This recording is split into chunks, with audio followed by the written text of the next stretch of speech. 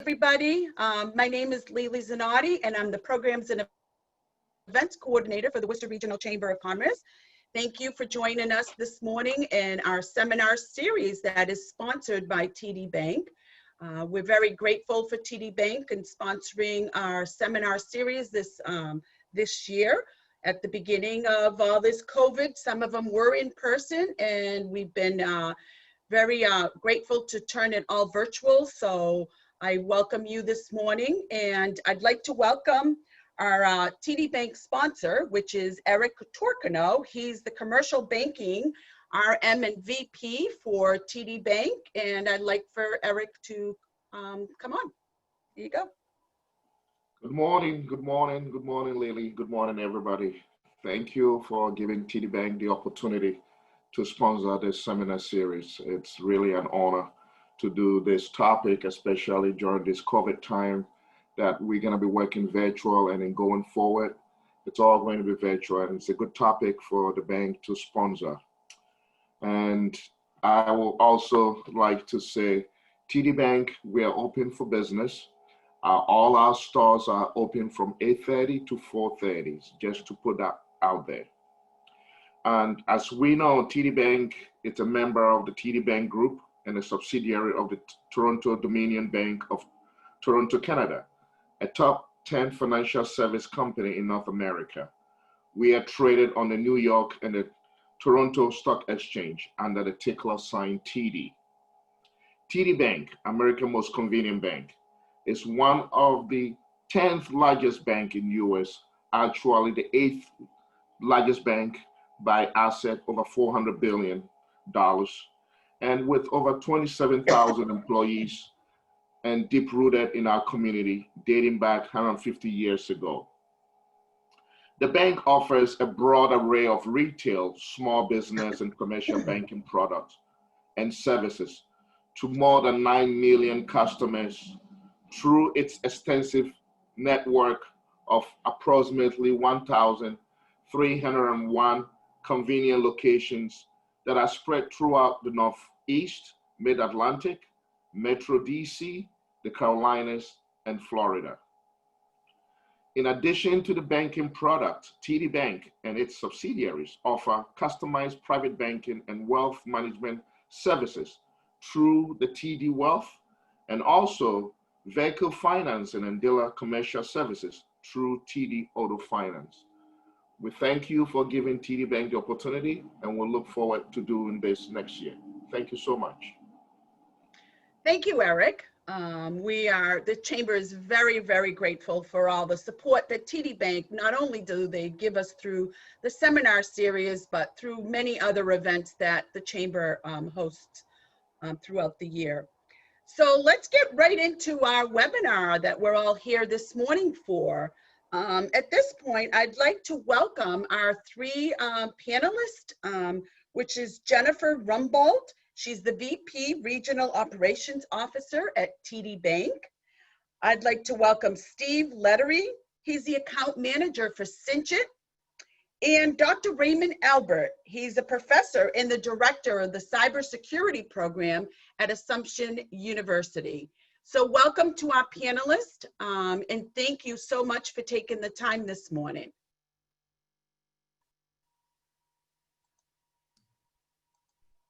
It's my pleasure, Lily.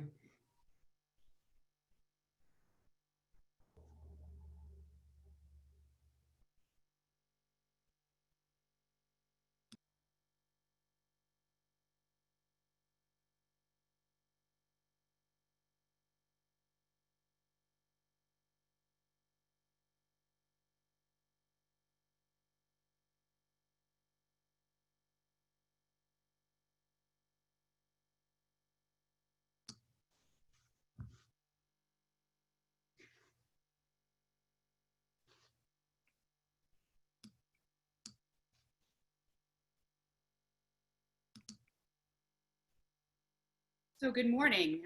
Sorry, Lily, I apologize. I was having technical difficulty on a technical webinar. So good morning, everyone. As Lily mentioned, I am Jennifer Rumbold. I'm the Vice President of Regional Operations for TD Bank. I cover the Worcester area, but my territory covers all the way out into the Berkshires, so the western part of Massachusetts as well. So super happy to join everyone this morning. So if I could have the next slide pulled up, that would be amazing.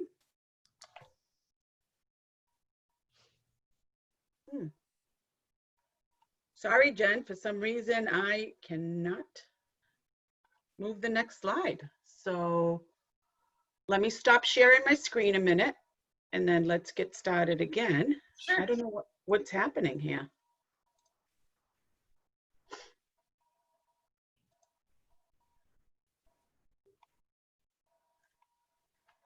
There we go. No. We got it. All right, let's move forward because we already did the introduction, so that's perfect. All right, so again, today's objectives, we're gonna, learn what your business needs to know about phishing and other social engineering attacks and how to prevent you from becoming a victim. And then determine the extent your business may be at risk to some of the most common, cyber attacks, specifically business email compromise and corresponding wire fraud. So that's what we'll cover today. So just a quick outline for those of you that can see the screen.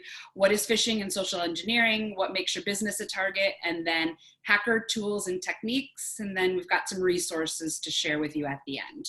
Next, please. And you can flush through that one as well. Thank you. All right, so what's the problem? We all know, right? Online crime is fast and cheap and easy, it pays. These fraudsters are like career professionals. These aren't just the run-of-the-mill, like, I think I want to pull a scam out of my hat today, right? They're people that spend time and energy, and they come up with these really elaborate schemes. So let's just advance to the next slide, please. I'm just going to share some statistics with you, some real numbers. So, in 2019, over 1.75 billion lost through business email compromise. They're receiving over 1,200 complaints per day on the average, which is just crazy. And you can see the victim losses in 2019 and then the complaints received. So it's crazy. It's a career for these people. All right, let's go to the next slide, please. So I just, again, more statistics, but mostly because I wanted to show how the number of complaints and the dollars lost over the years have just increased and increased and increased. I think it's, since 2015, right? So over the last 5 years, some $10.2 billion in total losses, which is huge. All right, we can move to the next screen, please. Awesome. So I'm going to turn it over to Steve, who's going to give you some context around the dark web. So Steve, over to you. Hi everyone, so my name is Steve Lettery. I'm the account manager over at Cinch IT. So today I'm going to be talking about the dark web and how most people probably actually touch almost every aspect of it, possibly every single day, and how it's going to affect their businesses. So I'm going to start with really describing what the dark web is and what the 3 layers of the web actually is at all. So it starts off with the surface web. What the surface web primarily is, it's how you actually access, you go on Google, you search up a topic, it comes up on Wikipedia or a front-facing page. Something that you don't have to put in any credentials to be able to view any of that, any of those kinds of information. So this is just basically the tip of the web. The majority of the web is something called the deep web. So what the deep web is, that's primarily going to be, any social media accounts that are private. It can be data storages for any of the businesses if they have any kind of databases online. This is going to be in your financial records, your medical records. This is where most of the storage of the web usually stays. And then when you go one layer deep from that, that is what everyone knows as the dark web. What the dark web is, this is where you actually need to have a specific browser that encrypts your connection that will actually allow you to get into these darker websites. And what these darker websites typically are, it's going to be stolen PII or personal identifiable information of anyone. This is where people will be able to sell that information out. So it's going to be credit card information, it can be tax information. You can also buy drugs, webs, and this is where a lot of sex trafficking typically is. So this is obviously not a good place where you'd want to be. Next slide, please. So what I did today for this webinar is I actually ran a live scan on the dark web. And what this is, I grabbed one of our attendees and I ran their email through a dark web scan. Primarily what this dark web scan does is it checks the domain of their email. So anything past the last @ sign, and it actually shows if any of that information of their passwords is for sale on the dark web. So in this case, you can see that there was 12 breached accounts. And in this is a local company, a smaller company to be exact, but this is kind of a realistic form of being able to show you that any kind of company out these days has the ability to be able to be on the dark web. It's not just the larger companies anymore. A lot of these are usually in the smaller to medium-sized businesses case. So when you look at this, as I already crossed out obviously the account names because I want this to be confidential, but when you go on the site breach, you can see it's just from basic sites. It can be from LinkedIn, it can be from Adobe, and then all the passwords here are fully redacted again for confidential reasons, and then the dates following. And you can see this was as early as 2019. So these are things that could be happening all the way in the past, and you definitely want to be able to watch out for because it is a high risk thing. Next slide, please. So what if your data is stolen? What if you are one of those ones that are on a possible breach?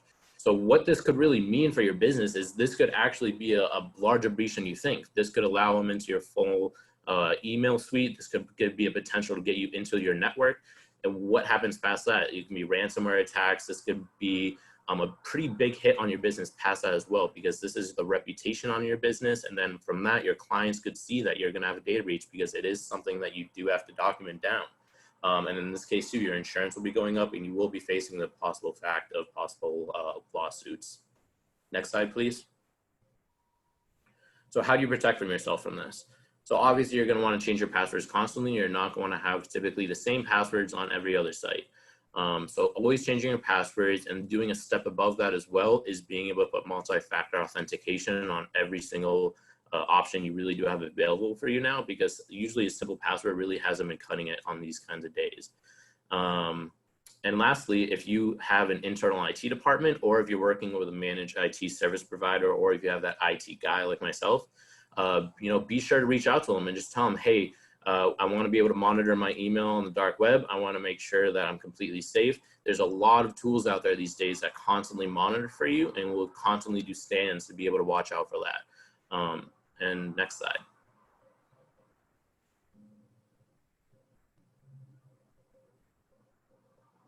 Next slide, please. I'm sorry, Steve, it must have froze. I don't know why. So let me stop sharing again. I'm sorry. All right, I think that was my last slide anyway. I think I'll be handing it back over to either Jennifer or Ray here. I don't know what happened here. Sorry, folks. Let's start again from here.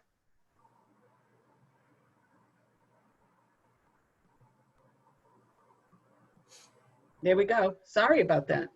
Oh, good. Perfect. Thank you, Lily. Thanks, Steve, for that information. Super scary stuff out there on the dark web. All right, so in the next series of slides, I'm going to share with you some of the common fraud schemes and what you can do to protect yourself and your business. So if you could just advance next, please. And you could just load up this one. I think it's one more click. Perfect. So this is the typical, right? The typical type of fraud. It's traditional email fraud. It's phishing, and not the type you do with a rod and a canoe on the lake, but phishing. And as you know, phishing is an attempt to acquire sensitive information by generating fake emails purporting to be credible sources. So in a minute, we're going to look at some fake sites, but to receive an email that looks real, and then when you click into it, it actually, sends you to another place where they're able to hack your computer or capture some of your information, and then certainly can defraud you of money. So let's move to the next slide, please. So some sample phishing emails that I gave. So the first one here is a PayPal. And so I just need you to hit next on this. It's got some pop-ups. Perfect. So initially looks like it's good, but actually not, not a legitimate PayPal email. So just next again, please. And then this one, which is really common, right? So it's an email that appears to look like it's from the IRS. It looks official, right? It says IRS. It has the logo. It must be right. And then obviously they're offering, a payment. So if it sounds too good to be true, it's probably too good to be true.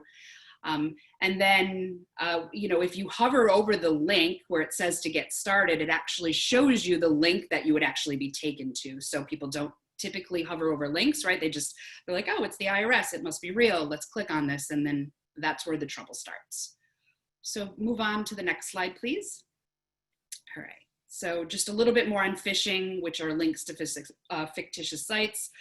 So these sites fool users, like we talked about, into entering sensitive information because they closely resemble, the real site. There might be some misspellings in the website address or URL, but so slight that people don't even notice them. So the absence of the HTTPS in the URL or a lock symbol on the page, indicating the security of the site is there. There's probably some low resolution images or other texts that are in that email. And then they might request information that a real site never would, right? Like account numbers or debit card information, an ATM card or a PIN, even a social security number. So, those are things that legitimate sites will not ask you for, specifically via email. So if you could just move to the next slide, and then you can hit next another time on this, please. Perfect. So, the website here that I'm showing you is actually a file with an HTML extension. So it's automatically going to open in a browser, but it's not an actual website, right? And these are the tricks that these fraudsters use all the time because people are in a hurry, not paying attention, don't know what to look for. So wanted to give you a sample of that. If you could hit next, please. Frozen again, Lily? Yes. I'm talking to Steve, the IT guy, and he says this is a bug on Zoom. I'm sorry. I apologize, folks, for this. Let's see. Nope. I have to start from the beginning. I don't know why this is happening. It's never happened to me. Yeah, well, we'll work through it. We'll adjust. It's okay. Yeah, see, sorry.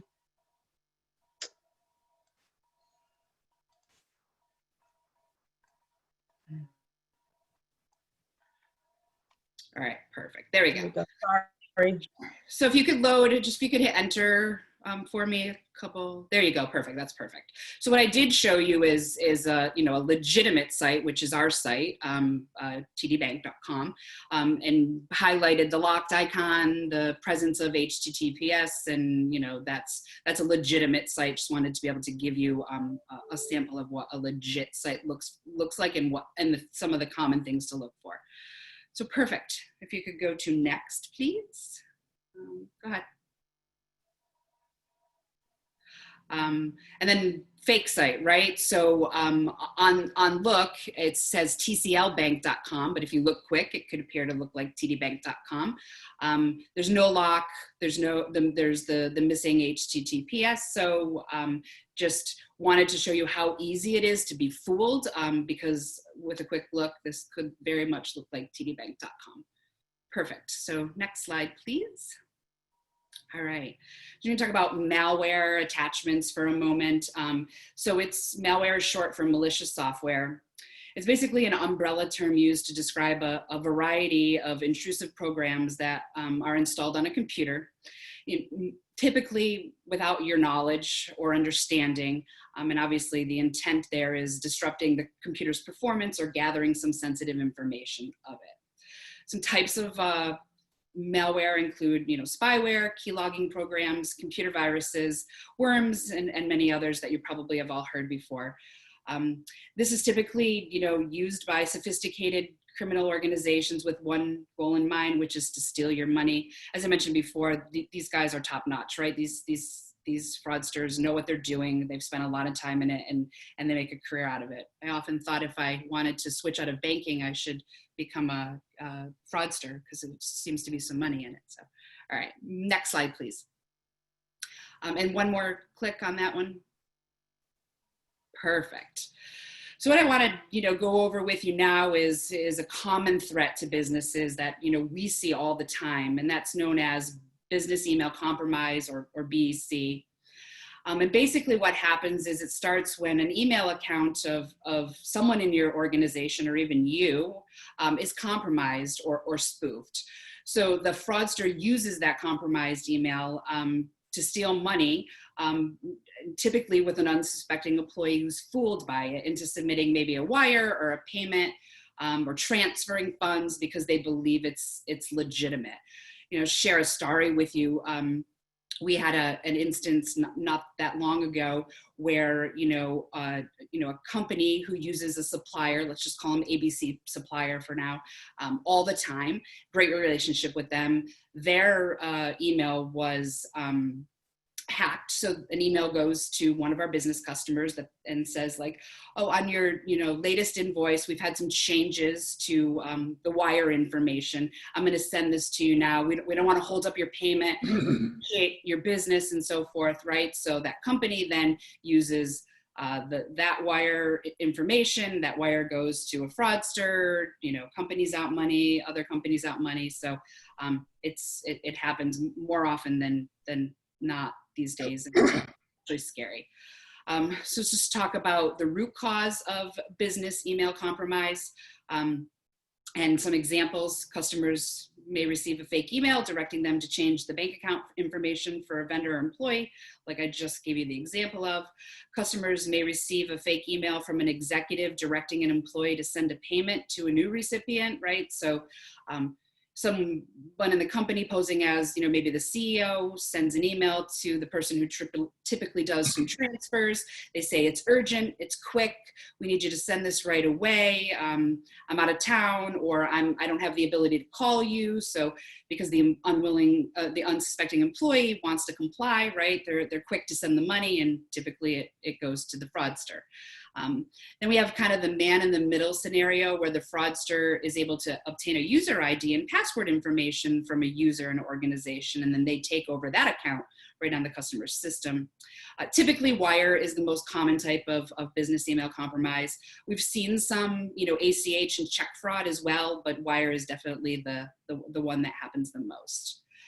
So at this point, I'm going to turn it over to Ray, who's going to give you a demonstration live. And Ray, take it over. Oh, thank you very much, Jennifer, and welcome everyone to today's event.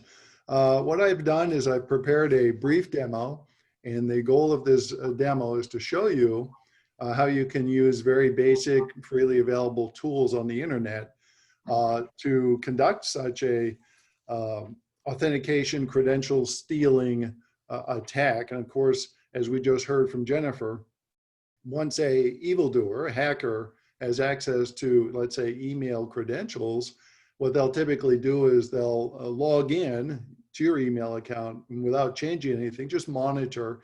And when they find the right moment, for example, when that wire instruction email passes through your box and you're not there, they interject their own information in the stream of communication.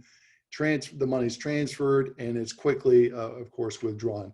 But this demonstration will, I hope, speak for itself. I have prepared it in advance because, as we've seen today, technology can be a bit glitchy. So I did record this, and I want you to know that it was recorded just a few months ago. But let's go ahead and see what can happen, or how a user can go about, any user, and don't do this at home, kids. Any user can conduct such an attack. So let me go ahead and get this started. Welcome. In today's demonstration, we're going to learn how an attacker can use software tools freely available on the internet, specifically Kali Linux, and within it, the Social Engineering Toolkit, to conduct a social engineering, specifically a phishing attack. Today's attacker's goal is to harvest the phishing victim's Facebook credentials. Okay, here we are. We're making use of VirtualBox today, and we have Kali Linux booted up. We're now being prompted for our login, which is user ID root, password tour, which is root backwards. We're going to go ahead and give the environment a moment or two to get fired up. Here we go. We'll see the familiar dragon backdrop. We're going to be using two applications in Kali Linux. The terminal application, some of you may know it as a console. So we're going to get started with that, and we'll later be using Firefox, the version that's available here on Kali Linux, to see the reports. So let's dive right in with Social Engineering Toolkit. SE Toolkit is what we type at the prompt, as you see here. We give the toolkit a moment to fire up. It is menu driven, and we select options from the menu. First option is number 1, social engineering attacks. So let's go forward. Our second option that we're going to have is website attack vectors, which is menu item number 2. On this menu, we'll select option 3, which is a credential harvester attack method. And what we'd like to do is clone a site, so we're going to select option 2, and we're going to clone the Facebook website as it exists today. We're then prompted for our IP address where we intend to harvest the credentials. I'm going to actually use this machine, which has the IP address listed there, as the harvester. I now have to specify the website to clone. That is the website that a user would normally go to enter their credentials to log in. So I'm entering www.facebook.com. The website is cloned in a matter of seconds. And then we're going to engage the console by just pressing enter. And what will happen is the false web server that will present the false login website, which is a clone of Facebook, will appear. Meanwhile, back on the ranch, our victim has received an email. Of course, this is our phishing email that we have sent to them, and we're trying to get their attention and hope that they will actually click on the embedded link. So here they've received a message about a password change, and they're encouraged to click on the link, secure your account. When the user does that, they'll be redirected to our website, which is in this case the address 10.0.2.15 that we entered a few moments ago. Now, this website can be one that's out on the actual internet rather than on a local computer. And we can, of course, obscure it by using an official name looking very similar to www.facebook.com. So here's what the user sees when they log in, and if they don't notice that the website is a bit odd and is insecure, and say, for example, they're in a hurry or they're using their mobile device, they may just simply fall for this cloned website, enter their user ID and their password.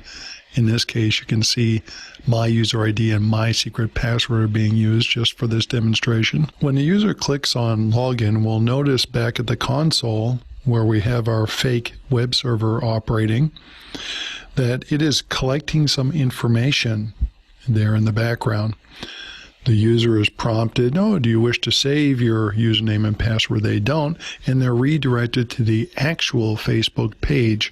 So if they're not very observant, they may think they may have just simply mistyped their credentials, and they can go about their business free to roam the internet as they wish.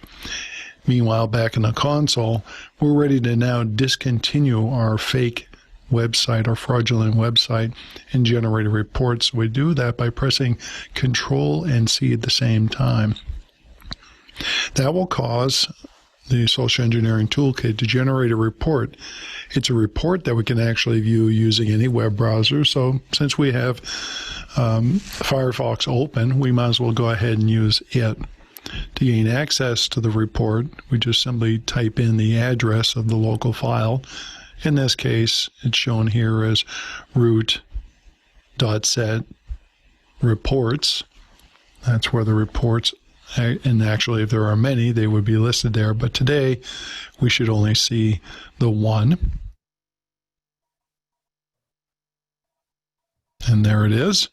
with today's date and timestamp, and HTML is the file we wish to open. So we're going to click on that, give it a moment to load up that particular web page, and you'll see that this is a report that was generated by the toolkit. The toolkit, by the way, is a product of trustedsec.com, as you see here, and they provide this as a service in hopes of raising user awareness and thereby making them a little bit more secure in their actions.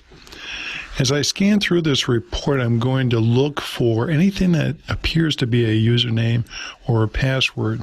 And we saw those earlier, but let's see if we can find them in the information that was captured.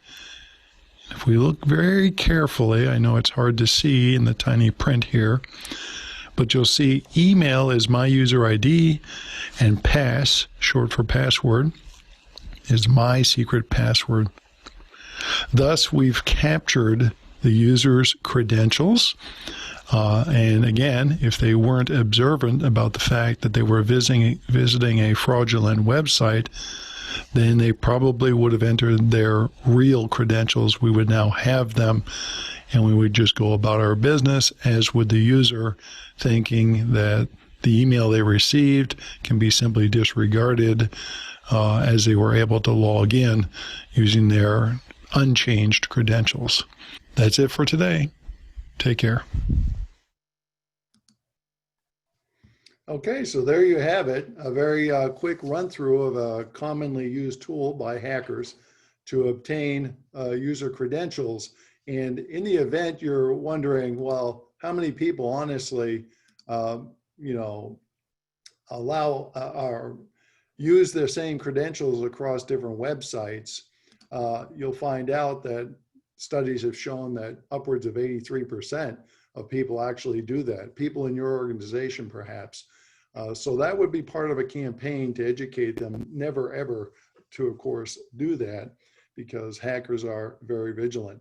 And regarding the very obvious 10.0.2.15 IP address that we saw that the victim was directed to, it is fairly easy to conceal that now and even make it appear as a secure link using a technique called homographic IDN. So I'm not demonstrating that here today. I'm done for my part. I'm now going to hand it right back, and our presentation will continue. Thank you. Perfect. Thanks, Ray. Appreciate the demo. Okay, Lily, just need you to pull our deck back up. Yeah, trying.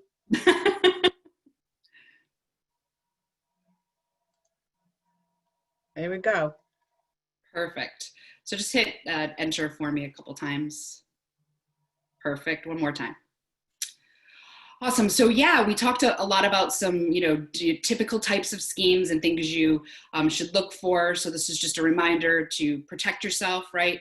Check for correct email addresses, hover over links before clicking them, and certainly not click into anything you're unfamiliar with, but also just check for requests for secrecy or urgency, right? So be suspicious of only use reply or only call me at this number type of lingo that might happen in emails. And so I'm gonna hit the next slide and then one more. So now I'm just gonna move into talking a little bit about some enhanced due diligence that you can do, at your companies to ensure that that you remain diligent and don't become a target. So the business is a target. It's always a target. It's going to continue to be a target of online fraud, but this doesn't mean you have to be a victim, right? We're educating you. We're giving you some tools. There's lots of things you can do so you don't become a victim. So the next slide, please.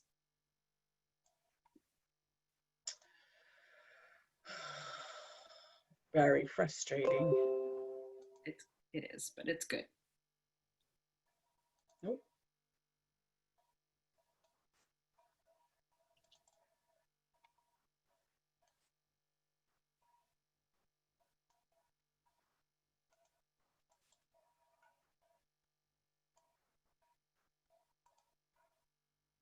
All right, perfect. So protecting your business. Banks make every effort to safeguard your financial information using latest tools, encryptions, and software. Your actions and those of your employees should enhance rather than diminish with those measures. So the next slide, please. So what you should do, you should implement some best practices. Don't wait until you become a victim of fraud to identify and address risks you might have. Think about creating a fraud prevention plan, or it doesn't have to be as technical as a fraud prevention plan, but some things to consider, right? So operational controls, make sure you review physical and virtual controls established for access to financial or transactional elements of your treasury functions, whether this is paper, check stock, merchant terminals, online banking platforms, or maintenance to payment instructions. Network controls, make sure you work with your internal IT partners if you have one, or a separate IT partner that you might use to make sure you understand network controls and any software that's already in place, and what these tools can do for you, what they can't do for you, and how and when they're updated. Educating your employees, right? So making sure that we educate them as they are hired, and then at least annually after that. Schemes change all the time, new tricks to the fraud trade. So making sure we continue to educate our employees so that they don't accidentally do something that could cost you some money.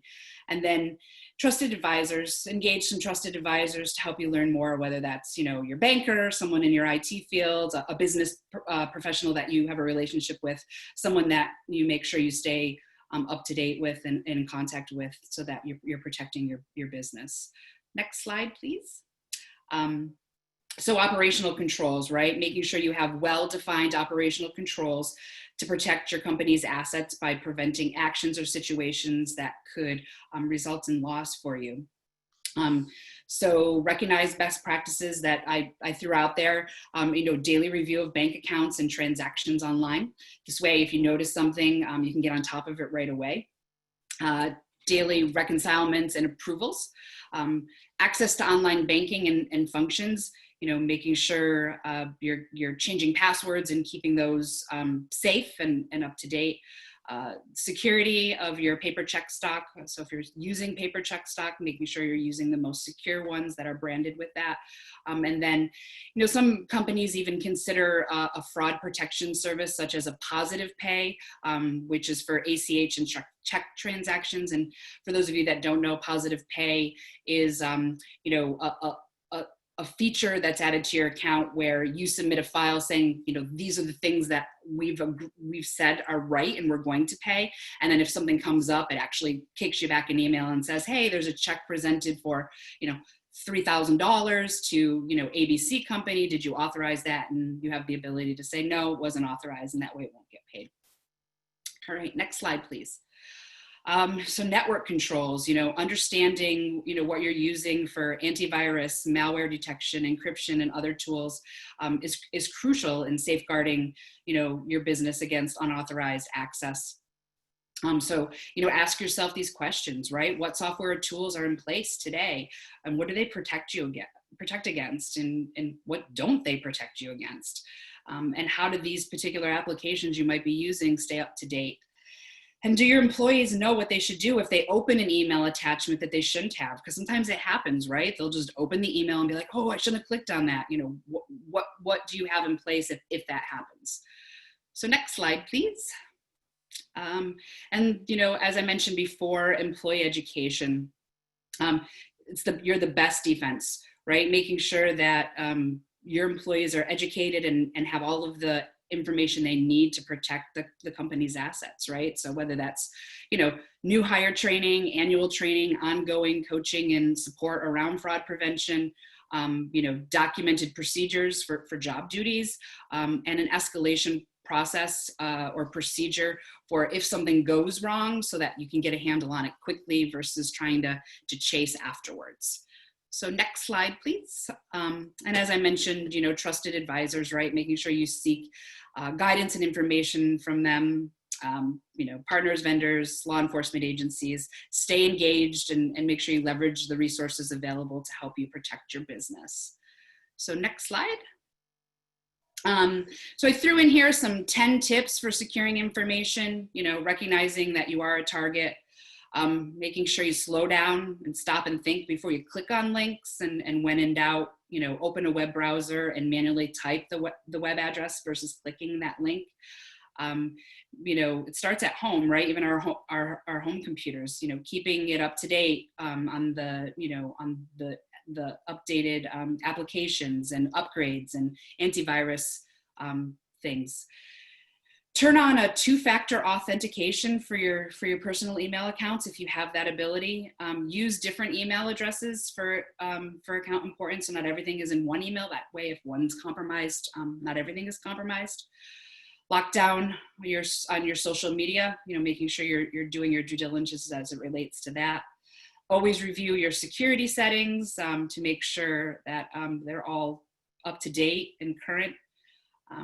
It would never hurt to use a credit monitoring program, specifically one that scans for data breaches. Don't reuse the same password by changing a number or a letter, or use that same password on everything, because as you know, once they get that password, it's all over from there. And then use a virtual private network if you have the opportunity to, for privacy. And then I threw in a bonus tip, although in this day and age, I don't know, putting a cover over your laptop or desktop webcam, because we've seen some fraudsters use that. Although, these days, all we're using is our webcams, because that's the only way we have to communicate with the outside world in big groups. So I put that in there as a bonus tip. Next slide, please. I also listed out some common sense business strategies, which is kind of a lot of the same, but, make sure you're always in communication with your bank.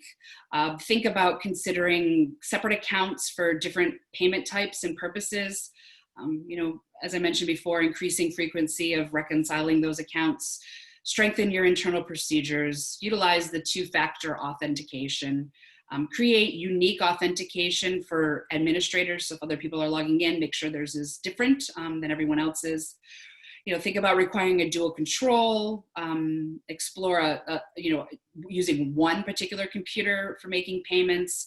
Making sure we train our employees about internet security and often, and stay informed, because methods are consistently evolving.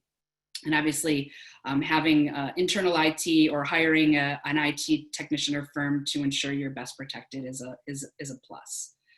Next slide, please. So just a reminder, if fraud should occur, notify your bank and then notify law enforcement right away. Next slide. So what I did is I wanted to share with you from TD Bank's external website, because what we have out there is anyone can access this. So access to some security, where we have some resources for you. So that's tdbank.com. Scroll down to the bottom and there's a security section that you can click into. So next slide. So you can, after you click into this, you can scroll down and find these tabs that can talk to you about what we do, what you can do, and how to protect your business. Next slide. And then some education tools as well for personal protection.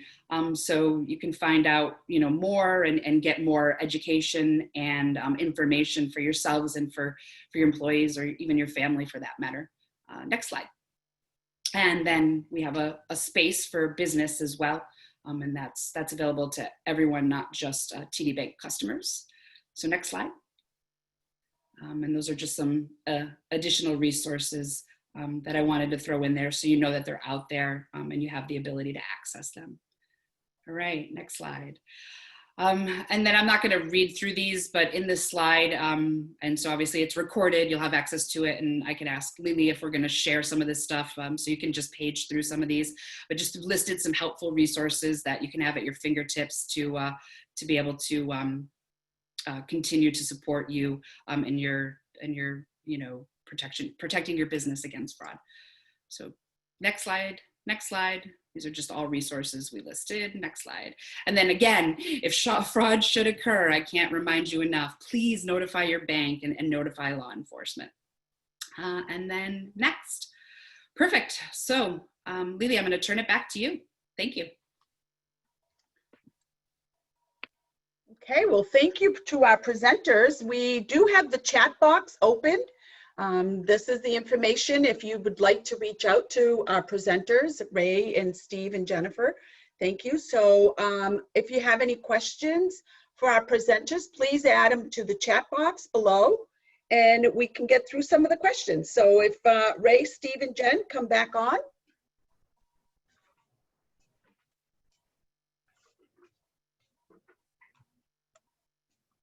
Do we have any questions or did you guys cover everything and everybody knows what's going on?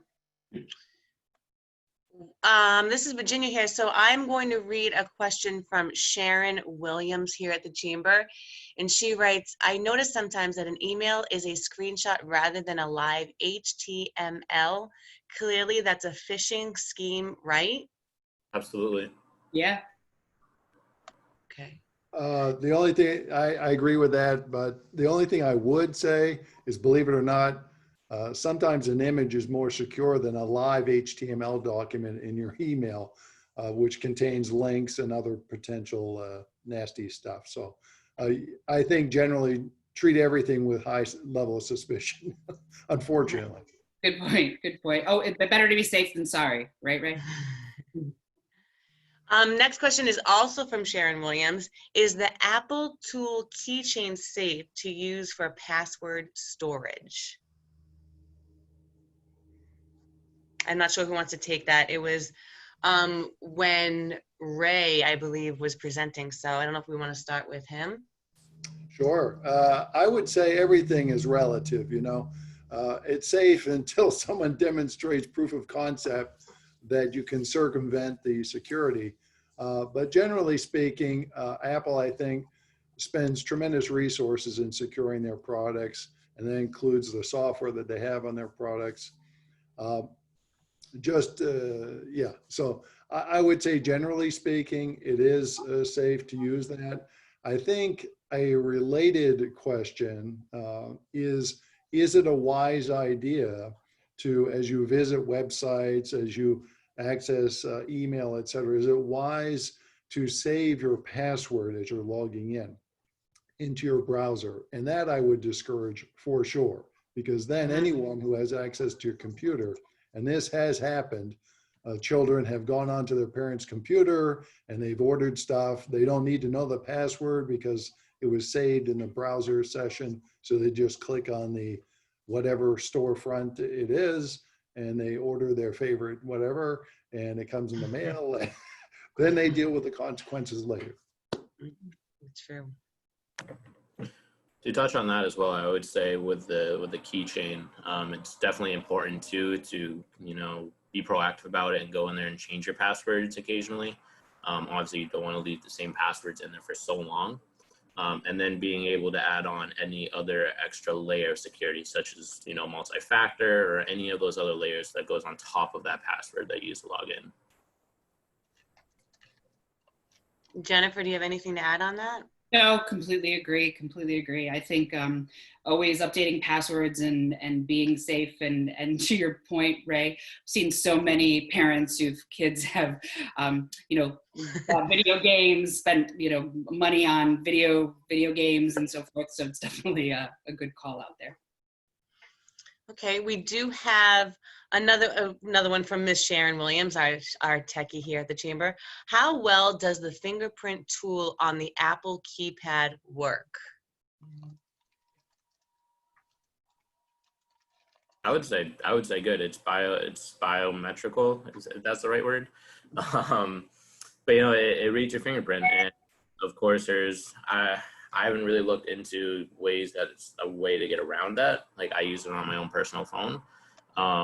I know, again, there is ways that you can have that and then still have to put in a passcode if you want to put that layer of security in. It's kind of a pain, obviously, if you want to have a lot of different ways to access your phone.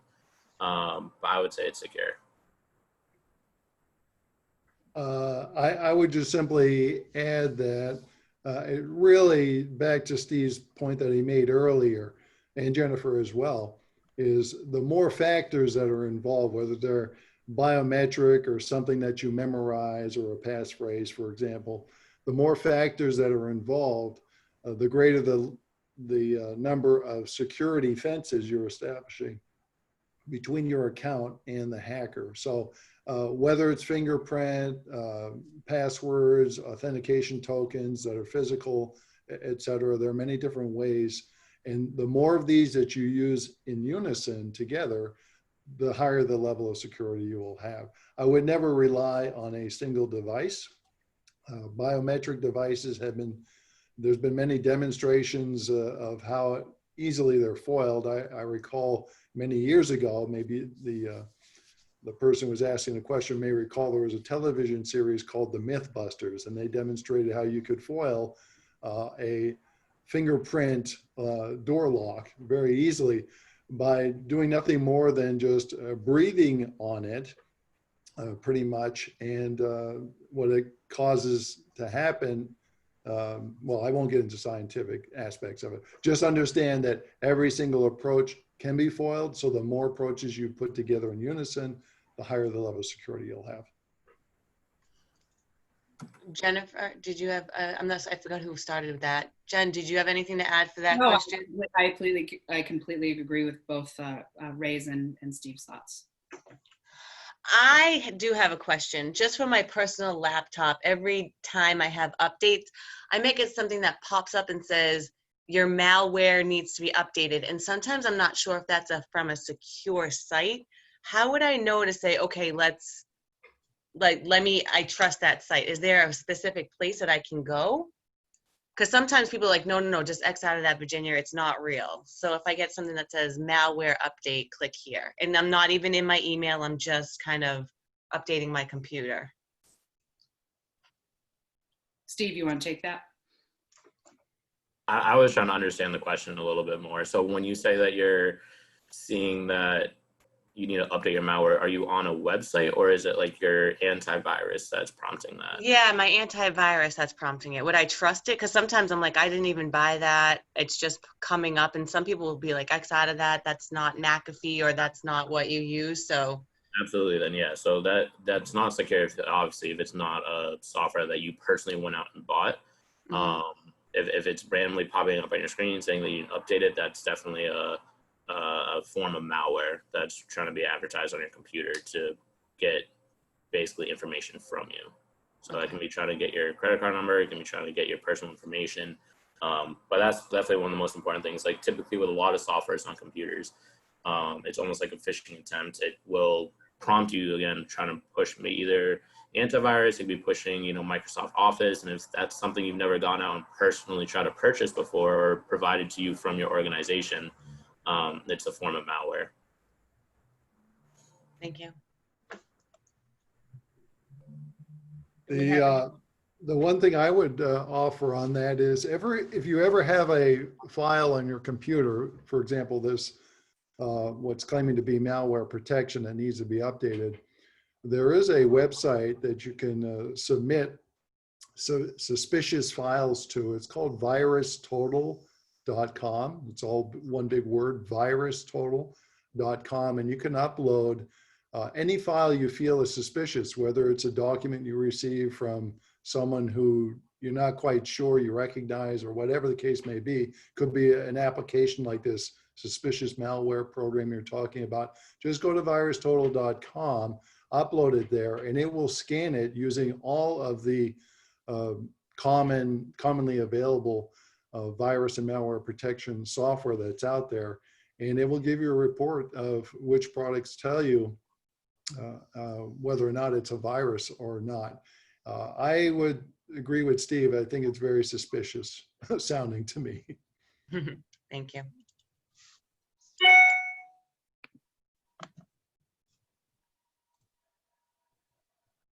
Okay, well, I just froze again, and I wanted to put the last slide up.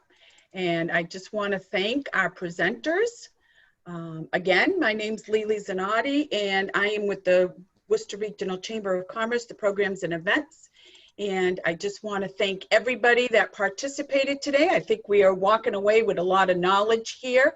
And I can't thank enough our presenters, Jennifer, Ray, and Steve. and to our sponsor, TD Bank, for sponsoring the Chamber's webinar series. Thank you, folks. Thank you very much for your attendance today and everything. Okay, have a wonderful afternoon. Thank you. Yeah, bye-bye.